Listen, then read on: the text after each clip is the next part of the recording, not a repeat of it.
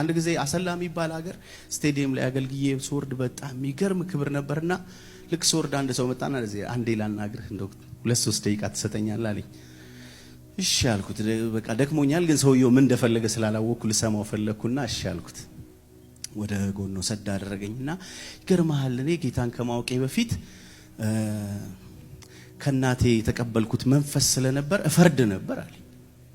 ፈርድ ነበርና ብዙ ሰው ይመጣ ነበር አለኝ። ታዋቂ ሰዎች ይመጡ ነበር እኔ ጋር ደና የሚባሉ ሰዎች ከተማው ላይ የምታውቃቸው ስም አልጠራልህም ይመጡ ነበር አለኝ። እሺ አልኩትና ይሰራ ነበር አለኝ። መንፈሱ በደንብ ይሰራ ነበርና 1-2-3 ታዋቂ አገልጋዮችን ግን አለኝ ያንን ሟርት እንድሰራ እንድረግም መጣልኝ አለና አጋጣሚ መጣልኝ የመዝሙር ሲዲ ነው አለ እና እነዛ የመጡ ሲዲዎች ላይ አንዱ ያንተ ሲዲ ነበር አለ። እግዚአብሔር በቃ ፌቨር እንዳይሰጠው ምድሪቱ ላይ ተጽዕኖ እንዳይፈጥር አየሩን እንዳይገዛ እርገም ተብዬ ነው መጣልኝ አለ እና ሰርቻለሁ አለ።